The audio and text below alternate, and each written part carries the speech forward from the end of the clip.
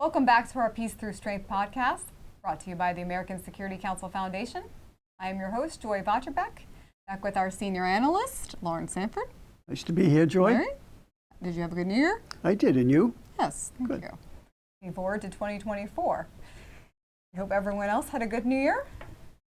Today we are going to discuss Larry's article on our southern border crisis, and his article is titled, No Nation, No Border. You can find all of Larry's articles on our website at www.ascf.us.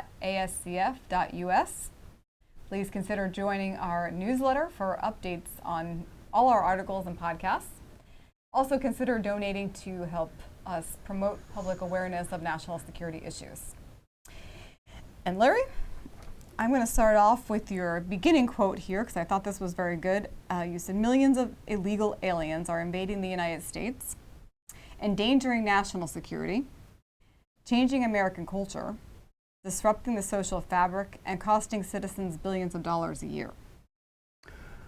Well, with that, I would read from my paper also what the Cambridge Dictionary defines as a nation. It is a country, especially when thought of as a large group of people living in one area with their own government, language, traditions, etc. So the United States was founded by settlers, not immigrants. They were settlers who came with English law and order, the English language, and a tradition of religious freedom for themselves, but not necessarily for everyone else. I'm from the Boston area, and the Puritans who arrived here were settlers, and they fled for religious reasons, but they certainly weren't open to religious freedom for others. But basically, that's the tradition. And I think we have to thank New York with its tradition of the Dutch, and where business is business, and we'll make a deal with anyone as long as we can make a buck, is really representing the American culture as it has evolved over these 300 or so years. I mean, the Pilgrim settlers came here in 1620, so that's 400 years ago. We've been here as European settlers, anyways. And so what is happening is we've always had the settlers come, settle the land, and then we had the culture established during the Revolutionary War and thereafter. And mass immigration started in the 1800s. And so we had the immigrants, but basically the immigrants came and they fused with the American culture as it then existed. In other words, my wife's family is from Poland, grandfather anyways. And they fused with American. They changed their name. They learned English. When they went to school speaking Polish only, they got out of the school system shortly thereafter speaking English. And it was a culture based on the Judeo-Christian civilization of the value of an individual, the freedom of an individual. And as many of you know, Christianity really read the dive to get rid of slavery. Slavery had been a human condition throughout human history. And it's only the Christians in England in particular that started the ball rolling, but followed up here in America, where they drove for the fact that we ought to follow what our Declaration of Independence and Constitution said. Life, liberty, and the pursuit of happiness, and all men are created equal. And so our civilization was the first to get rid of slavery. I mean, slavery is still going on in Islamic countries. Yes. It's part of the Islamic culture. And when we talk about slaves coming to America being a tragedy, it's chump change compared to the slavery that the Muslim Arabs did in Africa, picking up slaves in Africa, white slaves in the Caucasus. They'd even have slave trading ships going as far north as Iceland for the blonde and red-headed women. So. I'm glad you brought up the slavery point, because that's going to bring me to also your national security issue here. And the slavery of children coming across the border is a big issue. Yes. The kidnapping, the abuse of children, and the fentanyl crisis. Right. So that's all part of the security. Yes. The fentanyl, and of course the fentanyl is being made, the basic ingredients are made in China. And the Chinese have a deal with the cartels where they ship it to the cartels. The cartels make it into fentanyl. They bring the fentanyl in through the immigration and through their own channels, sell it to Americans, And the money is then funneled through Chinese money launderers to the Mexican cartel launderers. And the money, a lot of money goes back to China, and a lot of money goes to the Mexican cartels. And the Chinese argue that, we're to blame. We're the ones buying the stuff. So and that is that's a good point. So we have to change the culture, and the culture of opioids and a few other things has to, people have to be made aware of the dangers. And that's maybe an answer to the question of what our government is doing about these illegal immigrants that are coming over, especially the problems with the fentanyl issue and our children. I think immigration's great. I think every American I know thinks immigration is great, but not uncontrolled immigration. It's just like a little salt on a steak adds a little flavor. You put too much salt on it, it's going to kill you. So I view immigration as the salt that spices up our society, rejuvenates us, but if you have too much, it's going to smother you and kill you. And the cost, the disruption in the school systems, there are costs to the school system, the housing, the feeding. Again, when our parents came over, or grandparents or forefathers came over, there was no taxpayer money going to immigrants. They had to fend on their own. And again, 100 years ago, if you were an immigrant, you had to prove your health, and you had to prove that you were going to be gainfully employed so that you were a benefit to the citizens of America. No one can say these millions of immigrants coming into the United States are going to be a benefit to the citizens. Yes, and I want to get to that in one of my peace restraint solutions here. Okay. But second, I wanted to quote your paragraph here. Senator Marsha Blackburn has emphasized the need to secure the border and protect our national security. In particular, in October, more than 2,000 military-aged Chinese men crossed the border and then disappeared. Since that time, more have come, and they're all military age.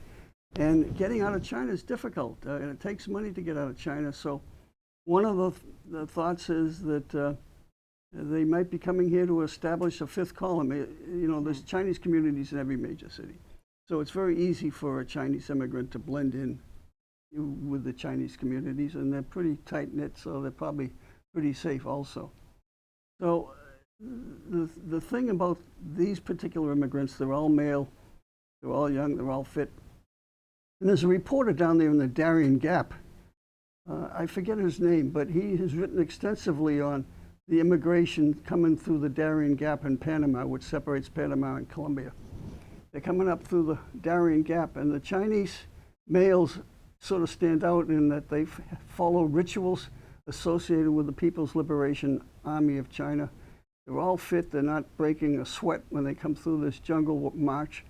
And they're close-knit, they're organized, and then they head north, cross the border, and nowhere to be seen. So with the tensions rising between the United States and China and other things going on, it would not take much or many to tie up the United States through its infrastructure as far as water systems, electrical grids, and so forth. I mean, that whole infrastructure of utilities within America is a waiting time bomb. We know it's vulnerable. We've mentioned this before on other podcasts. Yeah. And just to be clear, like as you were saying, all of us are immigrants to some extent. I mean, unless you're a Native American, you pretty much are an immigrant. Yeah.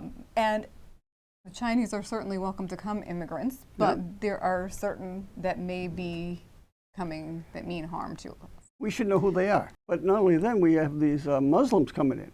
And there's Muslims from terrorist states coming in. I mean, there's Senegal and West Africa. There's the Syrians, the Iraqis, Iranians, all coming in. And Muslims believe in Islam, and Islam is basically anti-Western civilization. So you look at all the terror groups in the world, almost all of them are Islamic. So we're having all these Islamic people coming into the country, and we don't know what their motivations is, or we don't know who they are, and we don't know why they're here. So we're seeing some manifestations, in my opinion, of all these riots in the cities over Gaza. So. And American government has recognized Hamas as a terrorist organization, as you're stating. Yes. And a lot of the Iranians that you're talking about coming across the border were concerned about Hezbollah group, Hamas. Yes. And now might be the Houthis as well, if they don't stay in their territory. So thank you for explaining that about the fifth column as well. Peace through strength solutions. And getting back to what you were saying about immigration and how it was in the past, and you mentioned in here of changing immigration laws. Many of the illegals that are coming, or like you said, are not contributing back to our system today. In fact, a lot of them are sending remittances back to their families in their homeland. Yes, billions of dollars. Billions of dollars, yes. And so many Americans are suffering because of that, because they're draining the system. Yes. Do you think the remittances can or should be tracked? Well, we can track them if we want to, because basically they go across communication lines, and the government controls the communication lines indirectly anyways. They have access to them, I should say. And so I've seen proposals where they should be taxed. I have no problem taxing them, because they're probably monies obtained with no taxes paid on them to begin with. So I say we should tax them and discourage them from coming here to America. There's billions of dollars coming in. Nicaragua, which is run by a communist, Ortega, and who is no friend of the United States, rakes in billions of dollars from remittances, and he's encouraging people from all over the world to fly into Nicaragua so they can jump off the planes in Nicaragua and march north through Mexico to the United States, and he gets a piece of the action along the way. And he hates America, so he's harming America, so he's happy. He can get money out of it. So taxing might not be a bad idea. No, not a bad idea at all, no. And then second, I mean, you have some other points in here too, but I think mostly, which will hit home with most people, is building the border wall, which the previous administration had started. I don't know how far we're going to get with this administration and continuing the border wall. Well, on day one when Biden took over from Trump, he stopped anything to do with the border along with the XL pipeline. He believes in immigration, and his policies have allowed it to mushroom so that we're now receiving 10,000 at least a day of illegal immigrants. The wall would control the border. I don't want to stop immigration. I want to control immigration. We should control it so that we take in people that will benefit the United States, not benefit themselves as much. So with a border, secure border, then all the immigrants would be funneled through secure checkpoints, and it would be choke points in a way, because it would greatly diminish the quantity and numbers of those flowing into the United States, and we'd be able to identify with fingerprints and photographs, blah, blah, blah, all sorts of IDs now, to control who's coming in and do checks. And even then the checks will be at best limited, but at least we'd have a handle on those who are coming in and control the numbers. As it is now, the border is just wide open, and Texas is trying to erect some barriers, and the feds are cutting them down. So it's going to take an act in Washington, D.C. to fix it, and I don't think this current administration will do it for ideological reasons. Well, there seems to be some movement there on both sides. Democrats and Republicans are both very upset about the situation on the border. Yes, both sides are. And the administration wants to provide aid to Israel and the Ukraine, and the Republicans are saying, we do too, but only if you do something about the border. So hopefully they'll reach a compromise that no one will That may be the only compromise that's going to come. And no one will be happy with it either. Probably but they need a compromise, because again, I certainly, and you believe, that we should help Ukraine and we should help Israel. So, and we should. But we also need to help ourselves and our southern. Yes. The security of America. Yes. Yeah. So. Well, thank you, Larry, for that brief on your article. Thanks, Joy. Thank you to our listeners, and you can read all of Larry's articles at our website, www.ascf.us. Please consider subscribing to our newsletter and donating. Follow us on Facebook, Twitter, and Instagram, and subscribe to our YouTube and Rumble channels. And please comment. Thank you. Thank you, Joy. Happy New Year, everyone, and join us again next time for our podcast on Peace Through Strength.